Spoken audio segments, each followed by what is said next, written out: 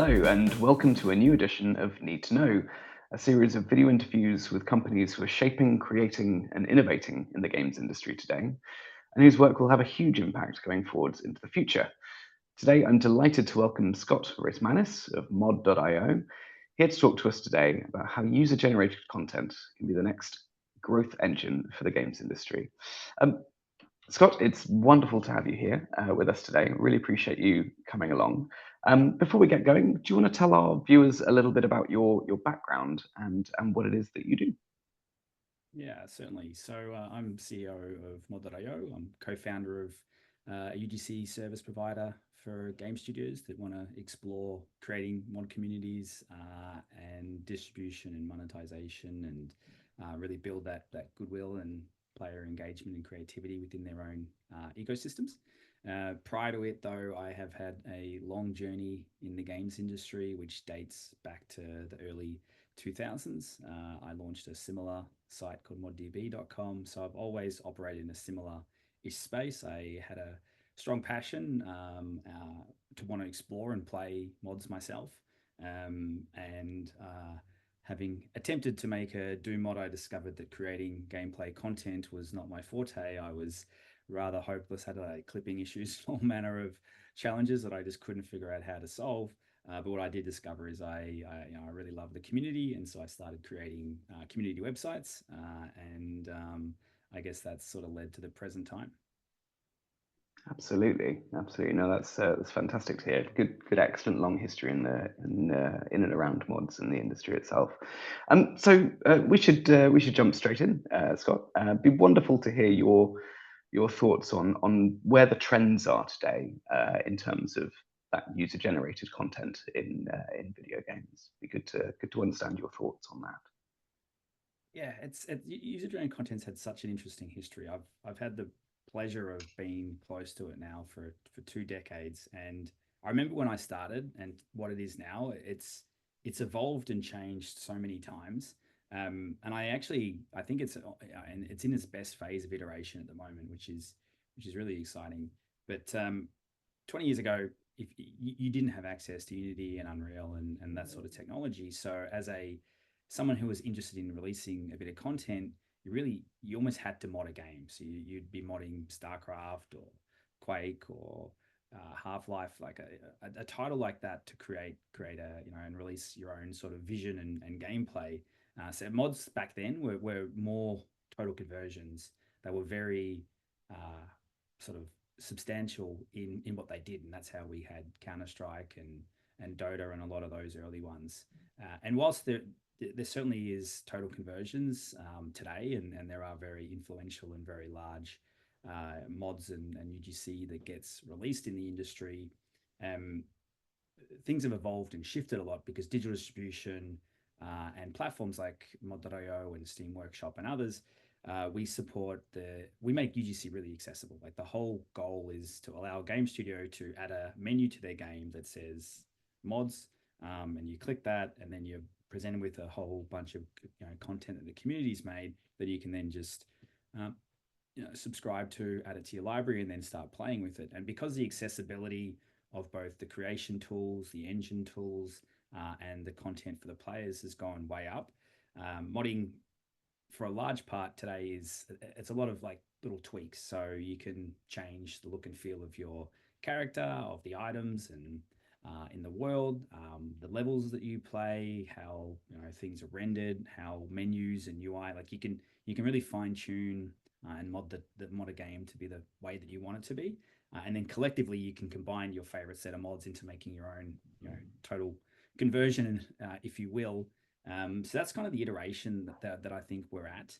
Um, just one more point on that, however, is that where this gets really interesting, and I guess why we at mod.io exist, is historically modding has always been it's about it's just like a unofficial feature that the community kind of runs on the side, and studios have had very little connection with it. So we want to make it official. So that's about the accessibility piece that I covered. But more than that, it's about how do we create opportunity here. Today's industry, it is really competitive. It is hard to find and then maintain an audience through Steam and PlayStation and Xbox and the Switch and all these platforms because there's so many other games trying to do it. So you really want to deepen that relationship with your players, and I think modding does that really well because it's highly creative. So it unlocks the creative side of your community. It's highly sort of personalizable, so it allows your players to continue.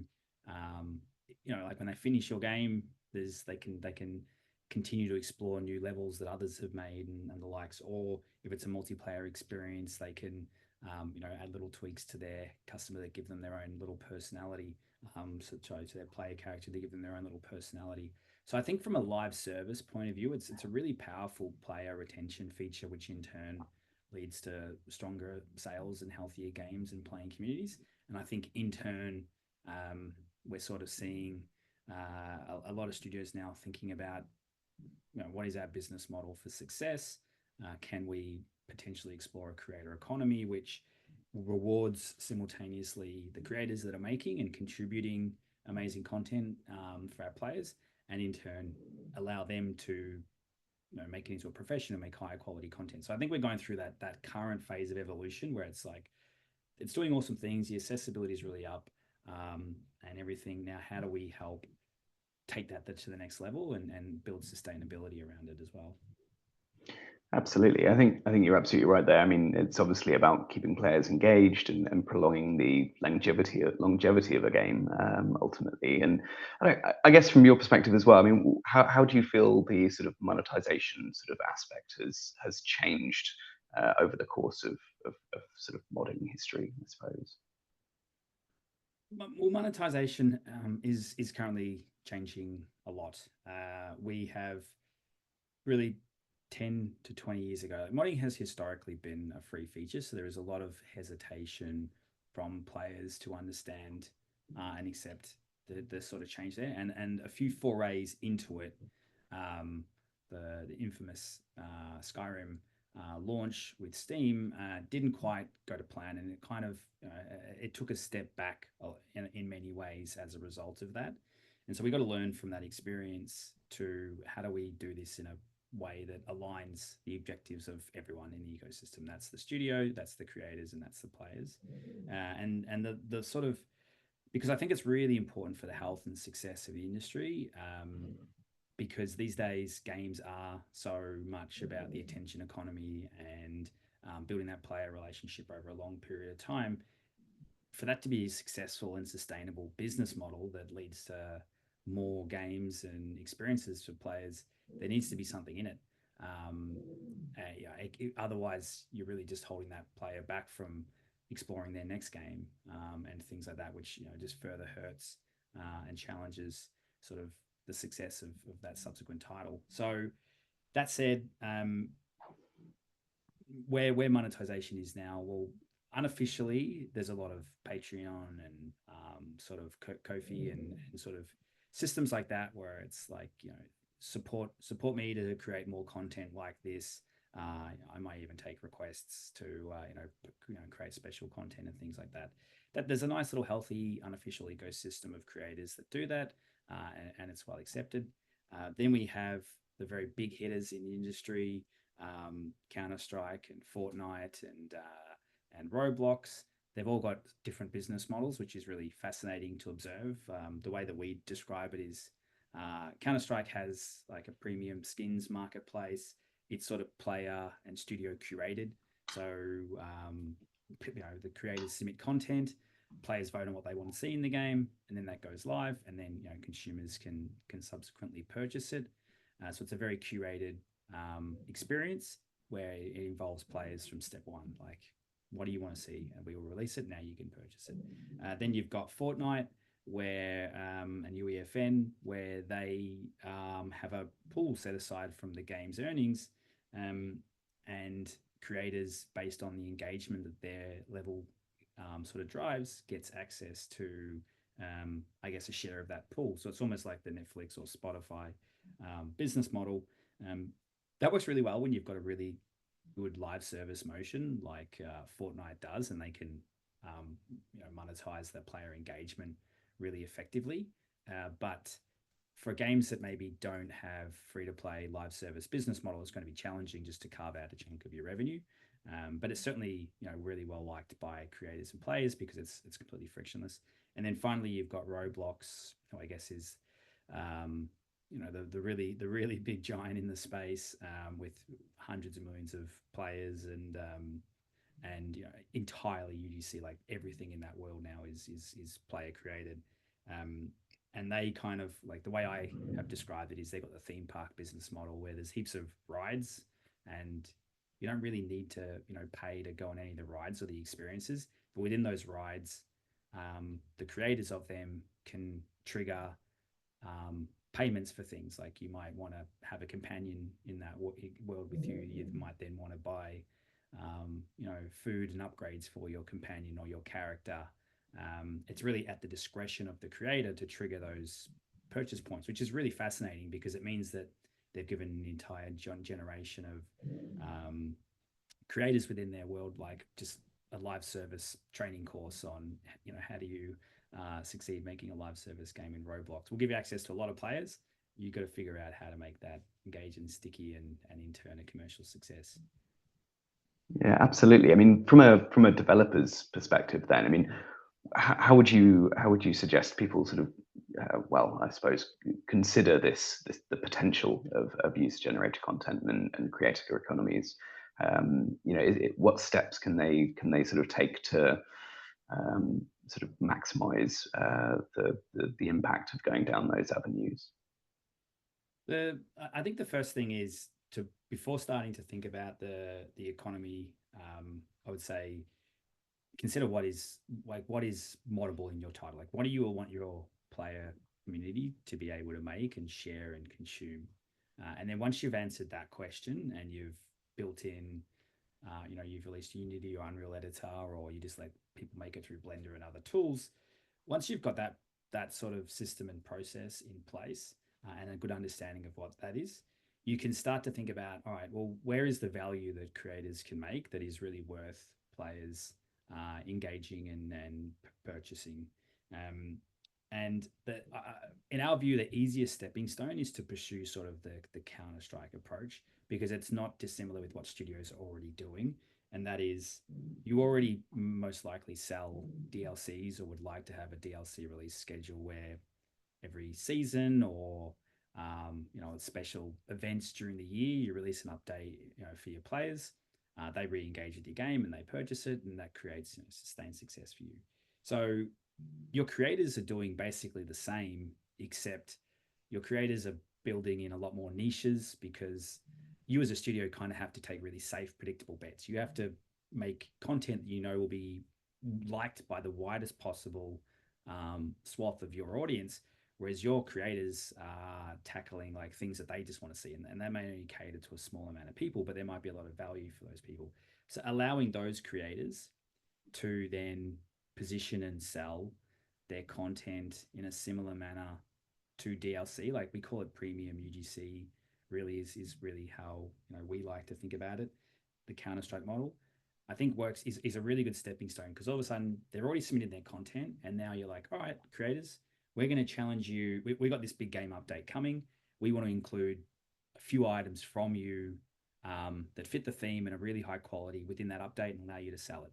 So then all of a sudden you've got this, we're featuring these awesome items from these 5 creators in this today's release. Support those creators, experience an even bigger release window of this new update.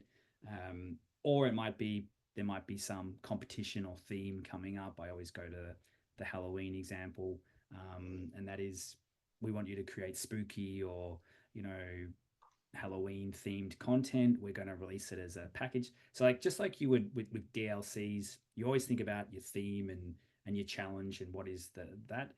Do something similar as a starting point with UGC monetization, because it'll be understood and by players. Like, they know what is going on. It allows you to focus on the creator and the awesome and interesting things that they're doing, and then expand from there. So once you've got a good motion for showcasing that incredible premium content being made by a community, you can then start to expand. And really, if we look at the biggest creator economy on the planet, Roblox, that's how they did it in 2016 when they turned on their developer exchange. I think I can't remember the stat, but Roblox still made a lot of the content in their sort of cosmetics marketplace, and they only allowed like 100 creators to submit content to it. And then every year, Roblox has made less and less, and they've allowed more and more creators to contribute to it, to the point where I think it was 22, or where they said we no longer make any content. It is now 100% made by the community, and there is the barrier to entry has been further reduced, so they've expanded it as it's created great success for them. So that's what I would say is the stepping stones. Think of UGC as DLC presented in a really exciting and focused and premium like manner. And then as that creates success and allows your studio to focus less on content and more on the gameplay and the more Mm. complex updates and things that create success for you, allow your creators to continue expanding the dynamic range of what they're doing, and that'll be really good. And then get into the more complex stuff like what Roblox is doing with inexperienced purchases, or UEFN and other models. Absolutely, I think it's really really good advice. I mean, obviously, from the outset, it appears now very very complicated, and there's an awful lot of things going on. It might be overwhelming, but thinking of where to start and focusing down on sort of the premium DLC sort of side of things makes a lot of sense. Well, we just to jump in on that one before the next Mm, question, we certainly, I mean, our goal is to eliminate that complexity. Like we have full end-to-end solutions, from a dashboard that you log in and configure exactly how you want it to work, like what is the price points, how much do creators get, how much do you get, and then we have that fully connected into our Unity and Unreal plugins. So as a studio, you really only have to think about the go to market part of it, which again we help with, but that is what is our strategy around what content should be monetizable, how are we going to present it.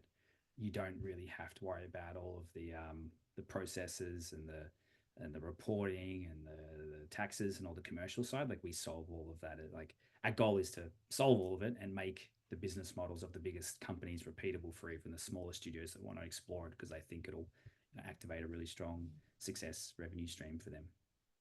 oh, that's fantastic. I'll obviously be linking to all of your details in the description of this video. So yes, do take a look at those. Um, okay, I mean, so thinking about the future, then, I mean, how do you see that the industry is going to be adapting to this even more, given the success of of the games that you've mentioned? I mean, do you see sort of a general shift in this direction? Do you see sort of companies sort of doubling down on it? What's your thoughts on the future? Um, I think that there's going to be a very significant shift. If you think about the games industry, over the 20 years at least that I've been in it, we started 20 years ago with premium content, and that was the business model. And then World of Warcraft came along, and they had a subscription model, and a lot of studios did subscription. Then we had the formation of Team Fortress and other free to play and loot box and business models. Then mobile kind of arose, and mobile games went full gacha and season passes, and Fortnite and others did that.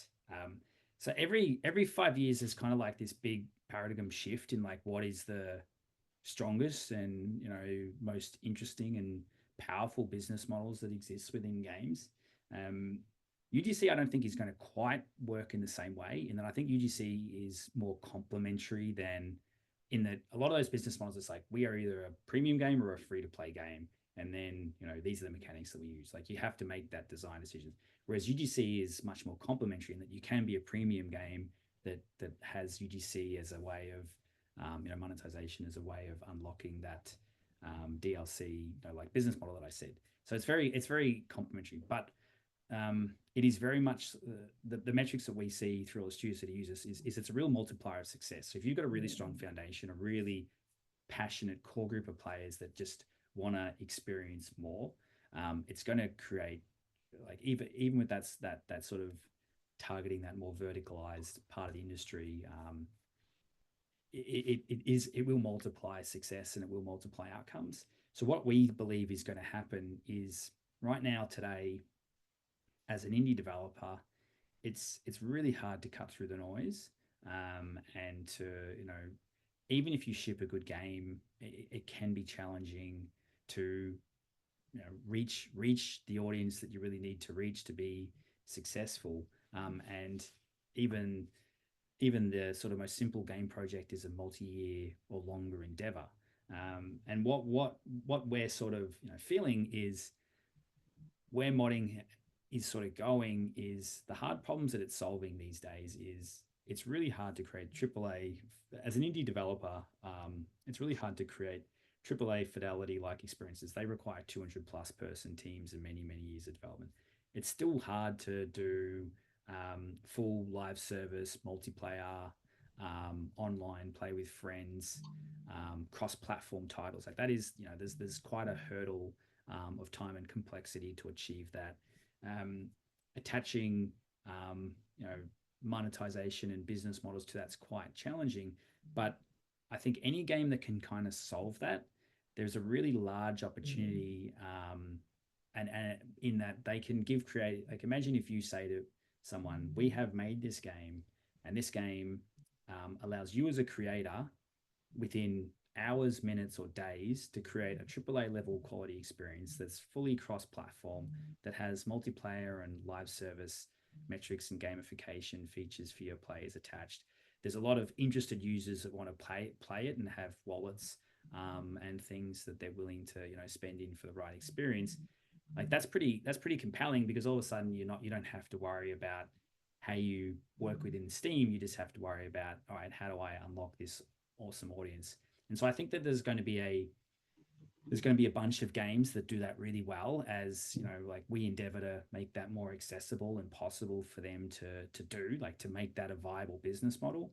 And then that'll in turn mean that players, the mod developers that shifted to become indie developers, I think we'll see some of them be like, no, actually we're going to actually do a 180 here and create for this ecosystem, because it allows us to achieve our vision in such a powerful and fast manner, and test those ideas and then maybe splinter off and get back to indie development.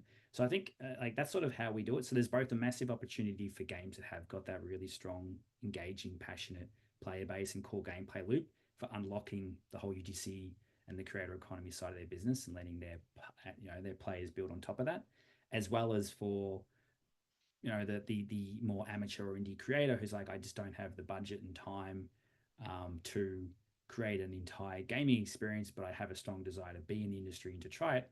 I now have these games that have this business model that I can now direct my energy towards and create it. So over the next just around complete this answer, over the next sort of 5 years, we see that there's going to be a bit of a shift where there's going to be some really interesting things open up from studios that pursue that model. And of course, they'll put out case studies and explanations of how they succeeded in doing it. And then that'll cause more studios to be like, all right, excellent. We know there's a pathway forged that we understand and can relate to. We're going to, endeavor to, pursue that pathway and, create that success for ourselves. Absolutely. No, that's a fascinating look to the future. It really is an awful lot to consider there. There really is. Scott, thank you so much for your time today. I really appreciate you coming along. I think there's an awful lot to consider there for games companies and anyone looking to go down this sort of this pathway and explore lots and lots to offer. So thank you so much. I appreciate you coming around, and I will, like I say, I'll pop a note in the bottom for all everythingmod.io so that everyone can see. All right. Great. Yeah, thanks very much, Lee. I really appreciate the time. And for anyone who's watching, please don't hesitate to reach out if you have any questions. Step one is like step probably 6 or 7 is the creator economy. Step one is just we want to unlock an amazing creator community and just player engagement and goodwill within our audience. We're very happy to help there with just taking step one, getting that running before you get to sort of step 5 and 6, which is like, all right, how do we explore more within this space? Yeah, thank you.